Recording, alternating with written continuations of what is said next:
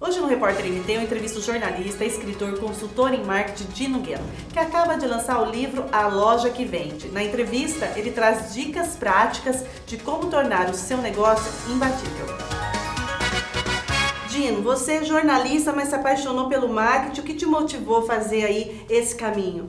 Bom, primeiro, obrigado pelo convite, é um prazer te encontrar mais uma vez, né? As nossas histórias se cruzam, as pessoas não sabem, mas a Ana foi uma grande incentivadora, e, enfim, quando eu era estudante de jornalismo, foi uma pessoa fundamental para eu seguir no meu caminho. Então... Eu era editora de cultura, fui entrevistada e eu digo para ele, eu guardo a monografia até hoje. Gente, já faz quanto tempo isso? Faz uns 16 anos, 17 Tem anos. Tem guardado, eu vou te mandar, tirar uma foto e vou te Obrigado. mandar pelo WhatsApp para provar. Vê? Muito bem, então obrigado mais uma vez pelo convite, pelo incentivo.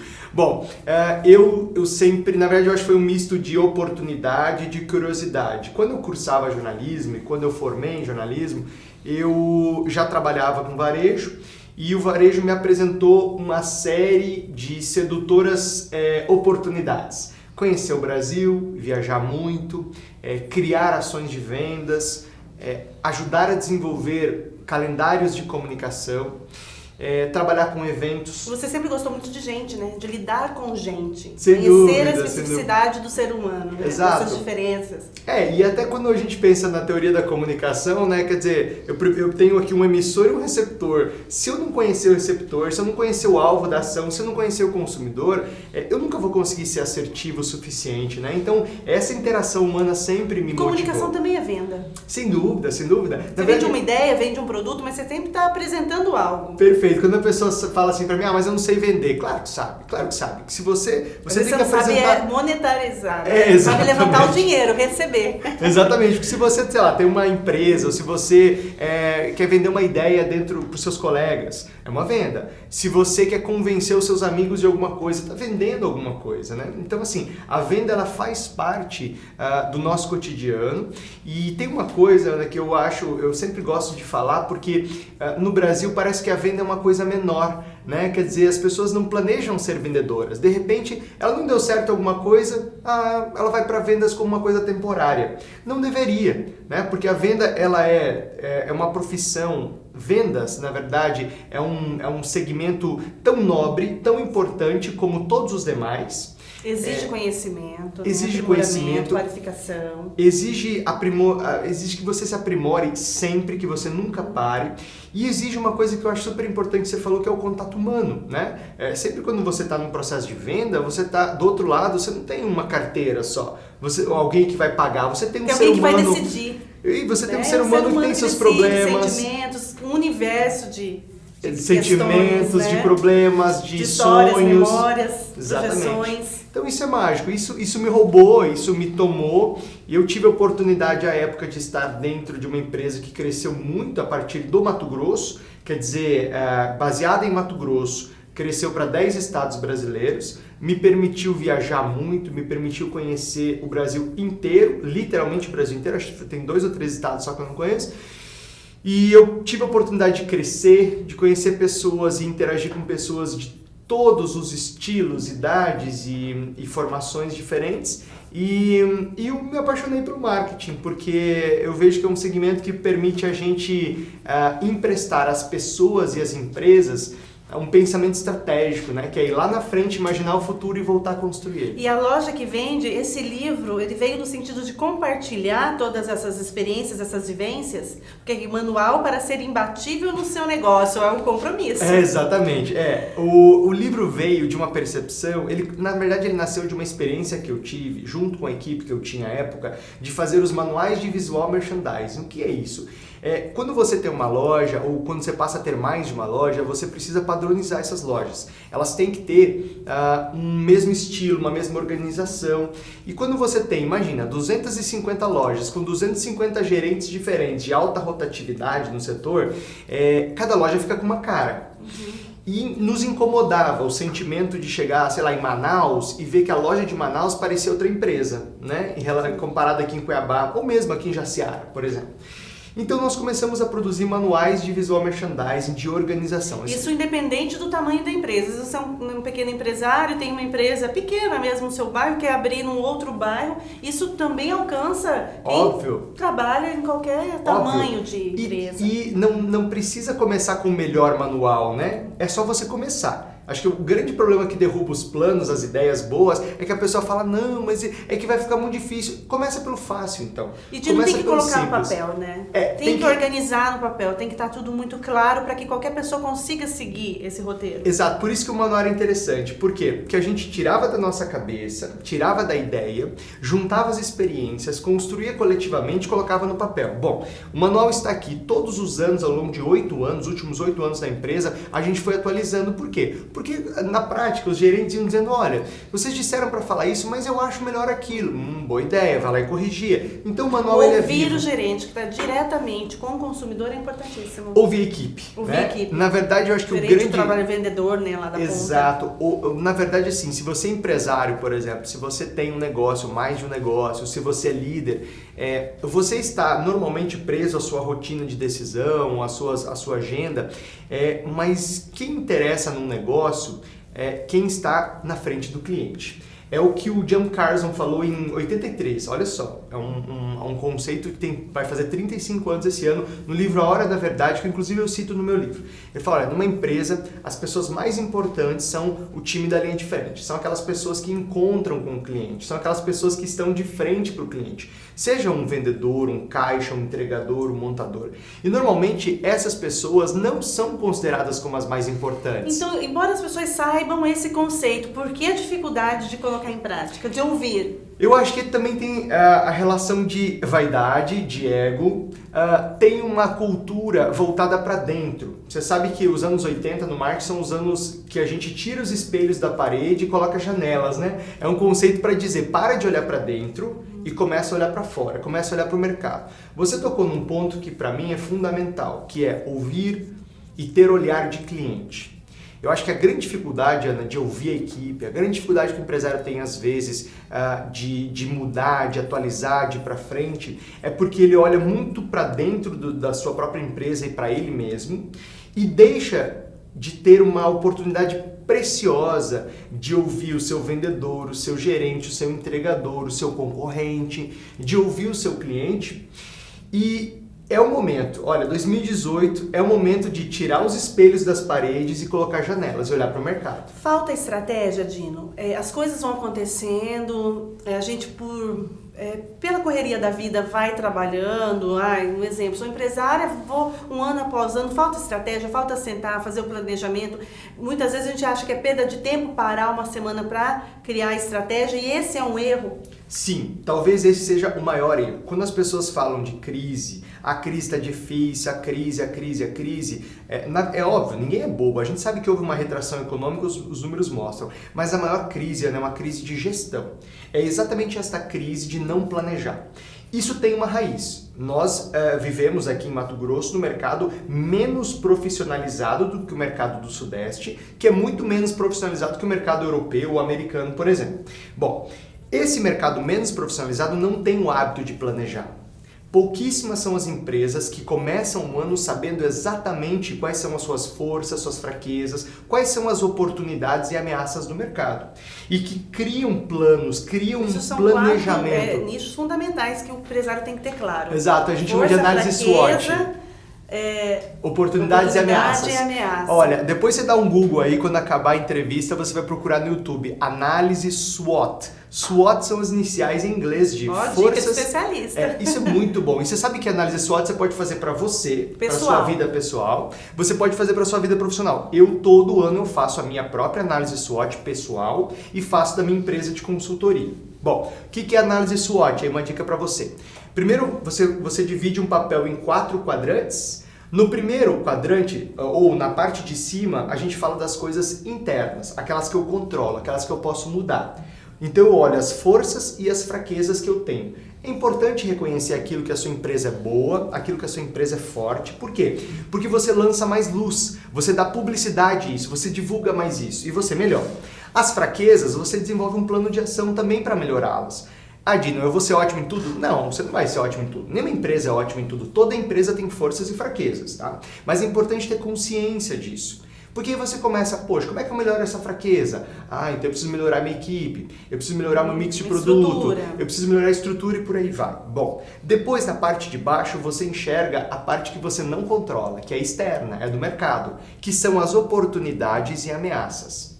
Eu não consigo mexer com o mercado, eu não consigo mudar o mercado, mas eu consigo observar as oportunidades e me preparar para elas.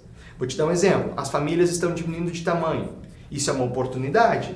Por quê? Porque vai demandar produtos, serviços, vai demandar um tamanho de sofá diferente, tamanho de cozinha diferente. Eu conversava com um amigo no sábado, que é lá de Fortaleza, e ele me contava de uma franquia que aluga malas. Ou que também, além de alugar malas, sabe quando você vai fazer uma viagem longa, você precisa de uma mala grande?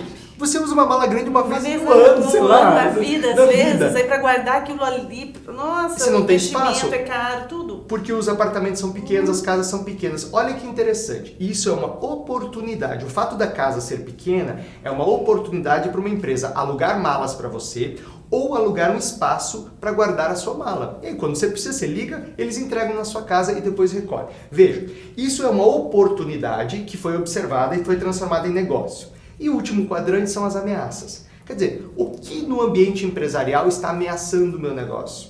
A diminuição de renda é uma ameaça. Tudo bem. Aumento da concorrência especializada é uma ameaça. A venda pela internet do meu setor ela é uma ameaça. Bom, existem ameaças que você consegue trabalhar, eu vou melhorar alguma coisa internamente para combater. Existem ameaças que infelizmente, eu não tenho toda a energia para combater. Então essa eu deixo, eu mudo o meu foco, né? A gente falou da análise SWOT, mas existem outras ferramentas de planejamento. O importante mas que dá uma clareza, né, absurda para tudo. Enorme. E o importante é planejar. Você não perde tempo planejando. Você perde tempo errando e fazendo de novo e perdendo dinheiro, né?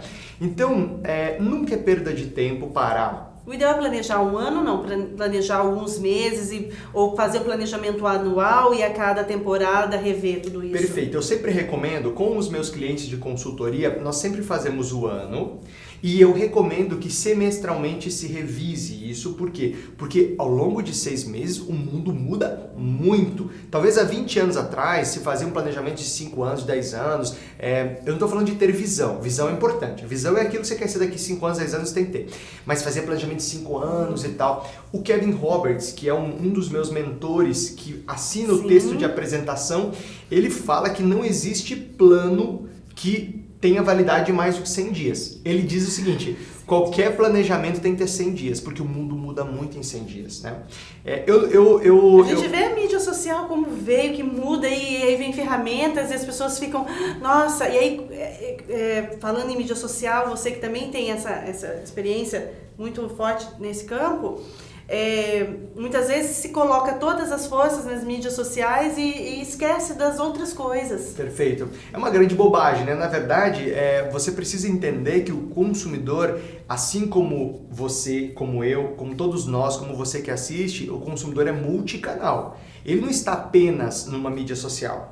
Ele também está lá e nós passamos cada vez mais tempo lá. Só que nós continuamos ouvindo rádio, nós continuamos assistindo TV, nós continuamos indo a eventos. Porque evento, você sabe, você já trabalhou muito com evento. Sim. Evento é uma ferramenta poderosíssima de relacionamento, de difusão de marcas. O consumidor continua... Não é jogar dinheiro fora, né, empresário? Nunca. O evento é otimizar muita coisa. Um evento bem feito, com muita clareza, com estratégia. Perfeito. Aliás, só tem um jeito de jogar dinheiro fora, é não planejar.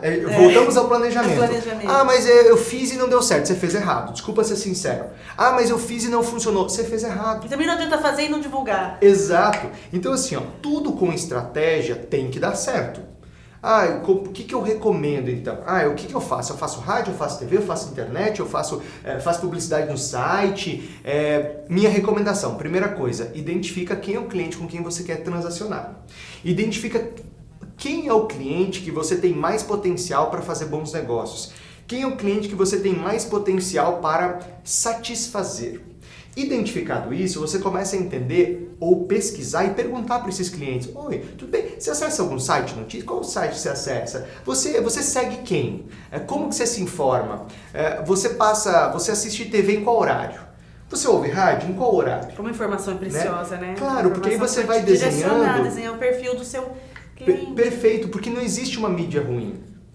Não existe uma mídia mal planejada, né? Então, assim, tem aqueles profetas do apocalipse. Não, a TV vai acabar, o rádio... Tira. Se falava... Você é especialista em comunicação, você sabe. Se falou que o rádio ia acabar quando a TV surgiu. Sim. Falou que o jornal ia acabar quando o rádio surgiu. A TV aberta ia acabar quando a TV fechada começou. E tá todo mundo aí, porque as coisas são híbridas. Apesar que a gente percebe, o jornal impresso, ele teve uma retração né, muito forte. Então, de quando eu Mas ele migrou, né? Ele migrou. E quem não teve a estratégia e planejamento para fazer essa migração, ficou para trás, não conseguiu se enquadrar nessa nova... Hoje a gente percebe que está todo mundo híbrido, né? Então assim, qual é o melhor canal para você divulgar ou para você potencializar? É onde o seu cliente está.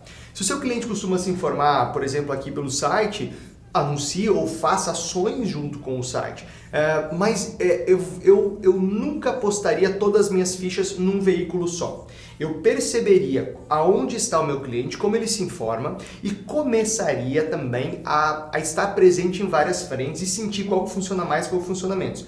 Porque marketing, Ana, assim como a publicidade, ele é uma aposta estratégica que você precisa monitorar. Você precisa planejar, executar e monitorar o que funcionou mais, o que funcionou menos, o que foi bom, o que foi ruim, onde eu acertei, onde eu errei. Aí a outra dica é o ciclo PDCA, né? Que é o Plan, Do, Check, Act. Quer dizer, planeje, faça, acompanhe, mensure e melhore, né? Então, assim... É um ciclo. É um ciclo, exatamente. Você precisa sempre estar fazendo isso. Não dá pra dar um tiro e deixar... E acha que essa repercussão vai acontecer naturalmente. Não, você tem que acompanhar todo momento e estar realmente envolvido nisso. Por isso que planejar... Deixar a preguiça de lado. Exatamente, deixar a preguiça de lado. Por isso que planejar é importante. Voltamos àquela sua pergunta anterior. Quando eu planejo, eu começo a dizer, bom, o que eu quero em 2018? Eu quero chegar no resultado tal, quero crescer tanto, tal. Bom, beleza. Vamos fatiar isso por 12 meses. Então, como que vai ser o desafio mês a mês? Qual vai ser o mês mais difícil, o mês mais fácil? E aí você começa a ver o desenho desse ano e mensalmente você para, bom, quanto que a gente avançou? Faz a leitura. Olha, a gente já está no dia metade de janeiro, por exemplo. Como foi o mês até aqui? Né? Chegou no final de janeiro, você olha para trás e fala, nossa, olha, não foi como planejado. O que eu tenho que mudar para fevereiro ser melhor? Gino, qualidade vezes preço.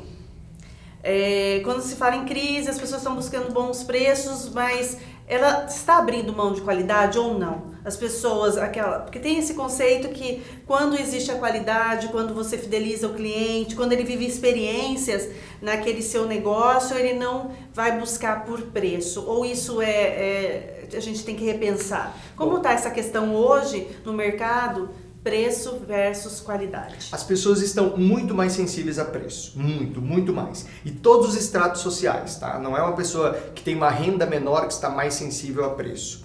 Todas as rendas estão muito sensíveis a preço, as pesquisas apontam isso. Mas, estudando o comportamento do consumidor, que eu dei aula dessa matéria recentemente, e é a minha paixão também, eu entendi uma coisa super importante. Você como consumidora, vocês são várias consumidoras. Não sei se é conjugação agora. Mas tá bom. Você, Ana, dentro de você múltipla. Existem várias consumidoras. O que eu quero dizer? Você nunca se comporta exatamente igual. No momento, vou te dar um exemplo muito simples. Você vai fazer compra de material de limpeza para o mês todo. Você é uma consumidora, você é mais pão dura nessa hora. Possivelmente você vai escolher um centro de compras, um atacarejo, por exemplo, um lugar onde você vai comprar volume e vai pagar preço mais baixo, ou seja, você está super sensível a preço nesse momento. Agora, você vai dar um jantar, é aniversário da sua filha, por exemplo.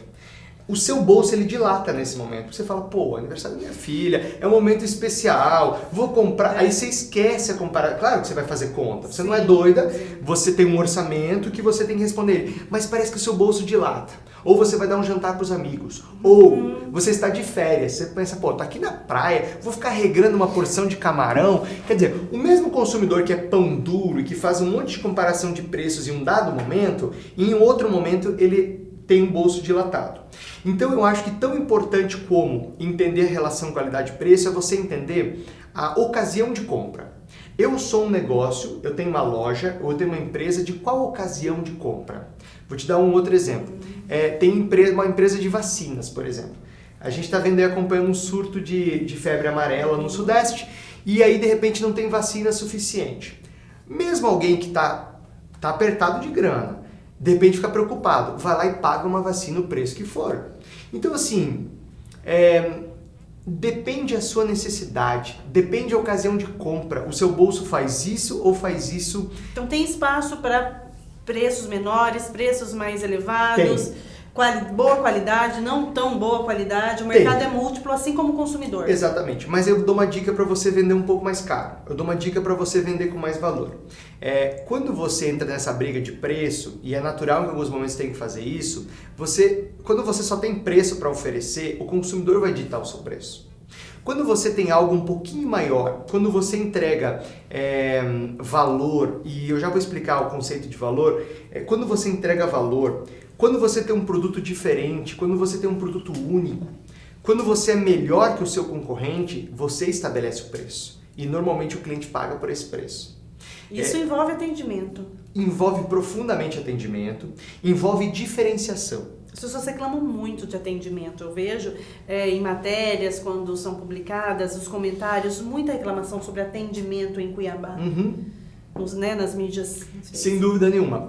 Eu fiz uma brincadeira no meu Facebook na sexta-feira, eu falei o que é a maior qualidade que uma loja pode ter. Assim, 80% das dezenas de pessoas que responderam falou de atendimento. Então veja, o atendimento ele é um desafio, mas ele não pode ser encarado como um desafio da equipe de vendas, por exemplo. Atendimento é um desafio do dono, passando pelos fornecedores, parceiros, passando todos os níveis de uma empresa. Ou o atendimento ele está no coração das decisões, ou o atendimento ele é um compromisso do dono da empresa e os funcionários percebem isso, ou não vai acontecer. O problema é que o dono, às vezes, ele quer que a equipe atenda bem, mas ele não é um bom atendimento. Ou o dono quer que a equipe atenda bem, mas ele não se importa com as coisas que estão ao redor do atendimento. Quer um exemplo? Não é motivador, inspirador, né? Trabalha na questão do temor, Exato. Outra coisa, pânico, o ambiente de loja não é legal. O funcionário passa calor o dia inteiro. O funcionário não tem as condições adequadas para chegar, para deixar sua roupa, sua bolsa, para lanchar. Né? Então, veja, tudo isso é atendimento. Imagina você... Não é só o atendimento externo, é o que também acontece ali dentro. Primeiro lá dentro. Voltando ao Kevin Roberts, né? Esse autor fantástico, autor de Love Marks, esse cara que fez o texto de apresentação do livro, ele foi o CEO mundial da SAT, ele liderou 77 mil pessoas em 108 países. Ele fala, olha, você quer que os consumidores amem sua marca? Primeiro, faça com que a sua equipe ame a sua marca. Nenhum consumidor vai gostar de um negócio que a equipe não gosta. Então o primeiro desafio, Ana, ele é interno, depois externo. Eu falaria aqui com o Dino mais horas e horas, meu tempo está acabando, mas para finalizar, deixa uma dica. Como o empresário, de qualquer tamanho de empresa, pode criar no seu espaço uma experiência completa para o consumidor, para que ele volte? Legal, ótima pergunta. Eu acho que a palavra da moda, não é nem da moda, mas a palavra do momento é essa, experiência. O consumidor volta se ele tiver uma boa experiência. O consumidor indica, fala bem da sua loja se ele tiver uma boa experiência. Se ele sentir que ir na sua loja é muito mais legal do que ir no concorrente. Então assim, o primeiro ponto, acredito eu, que é entender o que é bom para o cliente. Porque nem sempre aquilo que é bom para mim, empresário, é bom para o meu cliente. Nem sempre aquilo que tem valor para mim, tem valor para o meu cliente. Às vezes eu estou investindo uma grana, eu vejo muito isso, empresários gastam uma grana em grandes reformas e eu acho que tem que reformar, tem que melhorar, tem escritórios de arquitetura incríveis aqui em Cuiabá que podem te ajudar. Mas primeiro ele faz para o gosto dele e não para o gosto do cliente. Então o primeiro ponto é identificar o que é importante para o meu cliente. Segundo ponto, conhecer profundamente a minha concorrência. Eu preciso conhecer todos os meus concorrentes. Eu preciso ir lá no concorrente. Eu preciso andar na loja do concorrente. Eu preciso fazer compra no concorrente. Eu preciso entender por que o consumidor gostaria mais de ir no concorrente do que na minha loja. Com a expectativa do cliente, com a visão da concorrência, tem um terceiro passo para fazer. Por que a minha loja existe? O nome disso é propósito. Porque assim, é a primeira coisa que eu falo no livro. Você abre uma loja porque você tem um sonho, uma necessidade, uma vontade, você sonhou com alguma coisa, ou você tem afinidade. Você tem que entender qual que é o propósito do seu negócio. Porque quando você entende qual que é o propósito, você começa a ter mais clareza do tipo de pessoa que tem que trabalhar na sua loja. Exemplo, você tem uma loja tradicional, clássica. Você não vai pegar uma galera descolada, toda tatuada, e vice-versa. Um bom exemplo que eu sempre falo é a Chili Beans, por exemplo. A Chili Beans, o vendedor tem cara de Chili Beans. Né? Eu não posso pegar um vendedor de Chili Beans e colocar, sei lá, na Casa Prado, por exemplo, porque não ia combinar. Por quê? Tanto uma loja que eu citei positivamente aqui como a outra, que eu acho que são dois bons exemplos, as duas, elas reconhecem o seu propósito, o seu estilo e procuram pessoas que estão alinhadas com esse propósito. Bom, eu tenho aqui então 3 pilares para começar a trabalhar. Eu começo a transformar essa loja, mesmo nas pequenas coisas. Ah, mas eu tô duro, não tenho dinheiro, não posso fazer uma grande reforma. Não tem problema. Eu comecei a me apaixonar por ponto de venda quando eu percebi que são pequenos ajustes que você pode fazer de baixo custo e que eu ensino nesse livro para melhorar a sua loja, melhorar a experiência. Então, Ana, não tem uma dica que vá servir para todos os estilos, porque para cada loja tem um consumidor e para cada consumidor é uma experiência. Mas a minha dica é: ouça o consumidor, conheça a concorrência e entenda o propósito do seu negócio. Junte tudo isso e faça uma revolução na sua loja. Por quê? Quem tiver preguiça e não revolucionar a sua loja vai ser atropelado pela concorrência. Vai ser atropelado pela internet, vai ser atropelado pela crise, o que for. Obrigada, Dino. Ganhando meu entrevistado de hoje. É isso.